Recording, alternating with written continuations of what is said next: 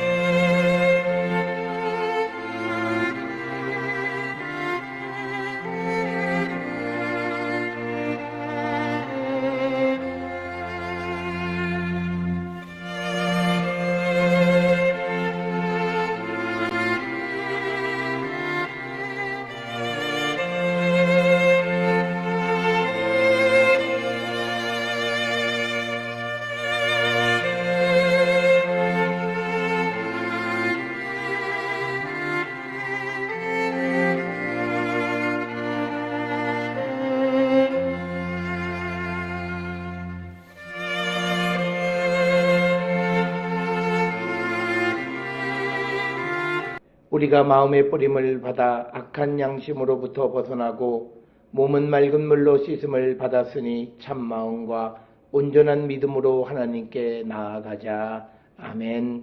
전능하사 천지를 만드신 하나님 아버지를 내가 믿사오며 그 외아들 우리 주 예수 그리스도를 믿사오니 이는 성령으로 잉태하사 동정녀 마리아에게 나시고 본디오 빌라도에게 고난을 받으사 십자가에 못 박혀 죽으시고 장사한 지 사흘 만에 죽은 자 가운데서 다시 살아나시며 하늘에 오르사 전능하신 하나님 우편에 앉아 계시다가 저리로서 산자와 죽은 자를 심판하러 오시리라.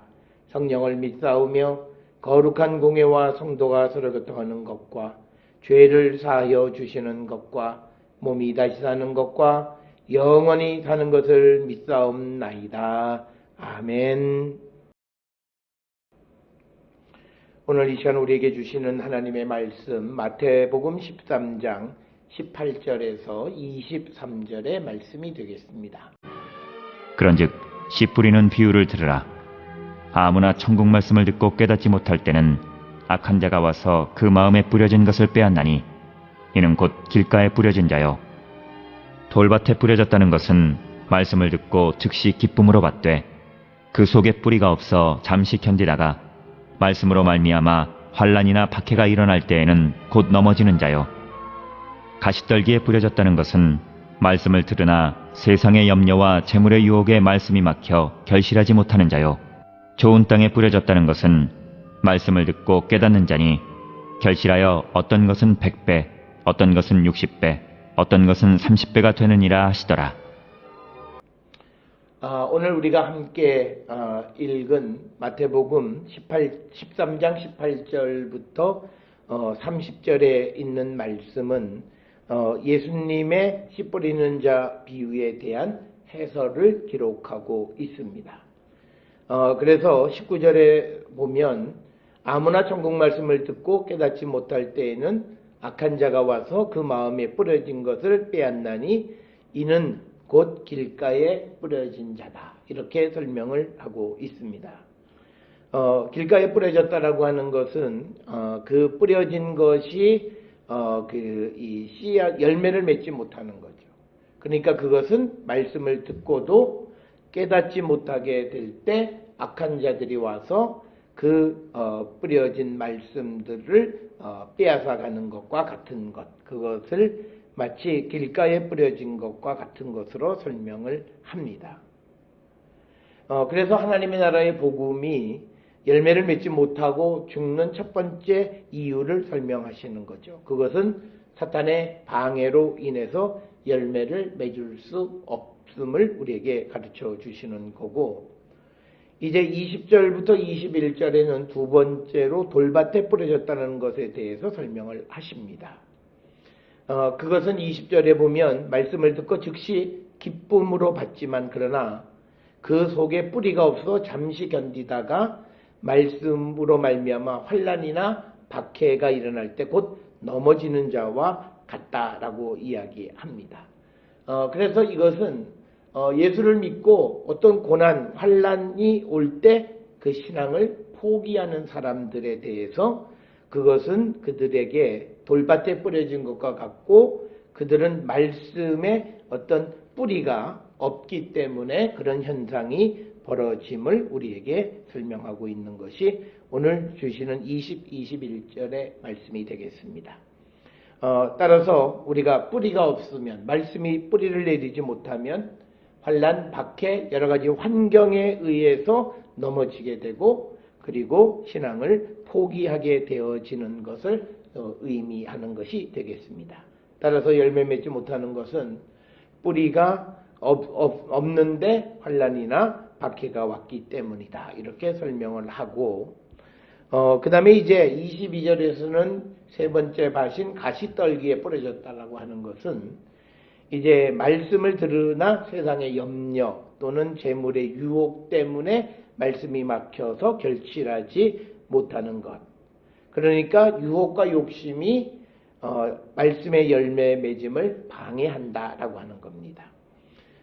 세상의 염려라고 하는 것을 직역하면 시대적인 걱정, 또 재물의 유혹은 재물의 기쁨 때문에 그 사람이 그것에 유혹을 받아서 이제 결실을 하지 못하는 것. 그러니까 우리가 말씀대로 살아가지 못하고 재물의 그 유혹, 기쁨, 그래서 재물을 수단과 방법을 가리지 않고 재물을 모으려고 할 때, 그때 그에게서는 말씀의 열매가 맺을 수 없다라고 하는 것입니다.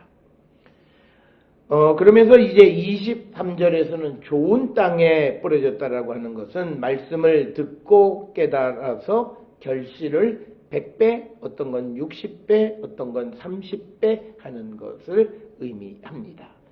따라서 우리가 좋은 땅에 뿌려졌다라고 하는 것은 누가복음 8장 15절에 보면 착하고 좋은 마음을 가진 자들은 그 말씀을 받아서 60배 또는 100배, 30배 씨의 열매를 맺게 되어짐을 우리에게 말씀을 합니다.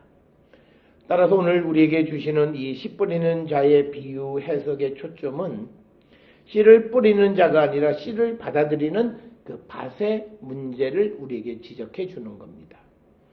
특별히 이 뿌려진 씨앗이 천국 복음이라고 하면 모든 사람에게 동일한 것이 뿌려지는데 어떤 이들은 열매를 맺고 어떤 이들은 열매를 맺지 못하는 그 이유를 설명하는 것이 오늘 주시는 말씀에서 서너 가지 이유로, 특별히 첫 번째는 이 말씀의 의미를 모르니까 악한 자가 와서 그 씨를 쪼아먹는, 그래 사탄의 방해로 인해서 열매 맺지 못하고, 돌밭에 뿌려졌다라고 하는 것은 말씀을 받으면 즉시 기쁘지만 그러나 뿌리가 없어서 환난 시험이 오면 곧잘 넘어지는 사람들. 그 다음에 이제 가시떨기와 같은 밭이라고 하는 것은 세상의 염려 또 재물의 기쁨 때문에 말씀의 열매를 맺지 못하는 것을 의미하는 것입니다. 따라서 23절에 좋은 땅에 뿌려졌다라고 하는 것은 듣고 깨닫고 결실해서 100배, 60배, 30배의 결실을 맺는 자가 되어야 한다라고 하는. 그래서 우리는 오늘 주시는 이 말씀을 통해서 우리의 마음의 밭은 어떤 종류의 밭인가를 우리는 돌아보는 자들이 되어야 합니다. 그리고 또 우리에게는 이 열매를 맺지 못하게 하는 그런 방해적 요소는 없는가 돌아보셔야 돼요. 첫째는 세상의 염려 때문에 또는 재물의 기쁨 때문에 또 말씀의 뿌리가 약해서 그리고 사탄의 방해를 이기지 못해서 혹시 우리가 열매를 맺지 못하지는 않는가 우리의 삶을 돌아보는 우리 모든 성도들이 되어야 할 줄 압니다. 사랑하는 성도 여러분, 우리는 세상을 열심히 살아가고 또 믿음의 삶도 우리가 열심을 다하고 최선을 다하는 삶을 살지만, 그러나 우리가 그 뿌려진 복음이 좋은 열매를 맺는 자들이 되려면 우리가 좋은 밭, 즉 착하고 좋은 마음으로 그 복음의 씨앗을 받아들이는 자가 될 때 우리는 열매를 맺는 자가 되어짐을 우리는 늘 기억하셔서 우리가 날마다 말씀 안에서 복음의 열매를 맺고 하나님의 나라를 위해서 쓰임을 받는 거룩한 성도의 삶을 온전히 살아가는 저와 여러분이 될 수 있기를 주의 이름으로 축원합니다. 특별히 이 말씀을 우리에게 주시는 것은 우리의 믿음 생활에 누구에게나 이런 이 시험과 이런 유혹들이 있을 수 있음을 우리에게 미리 말씀해 주셔서 우리가 받은 바 말씀에 열매 맺는 자가 되기를 바라셔서 이 말씀을 우리에게 주심을 깨닫고 우리 모두가 열매 맺는 거룩한 성도들이 될 수 있기를 주의 이름으로 축원합니다. 기도하시겠습니다. 사랑과 은혜가 충만하신 아버지 하나님, 은혜를 감사합니다. 우리에게 뿌려진 복음이 열매 맺는 자들 되게 하여 주시고 주님이 원하시는 대로 아름다운 열매를 맺는 거룩한 백성이 되게 우리를 인도하시고 복내려 주시옵소서. 예수님의 이름으로 기도드려 싸움나이다. 아멘. 찬송가 203장 찬송 부르시겠습니다.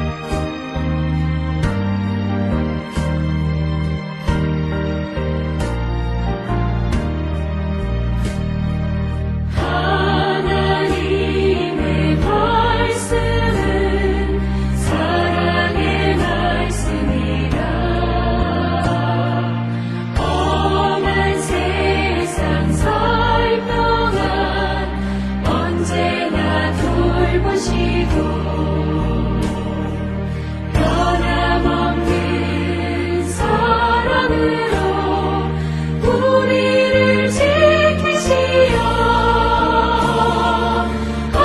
하늘나라 이르도록 인도해 주십니다.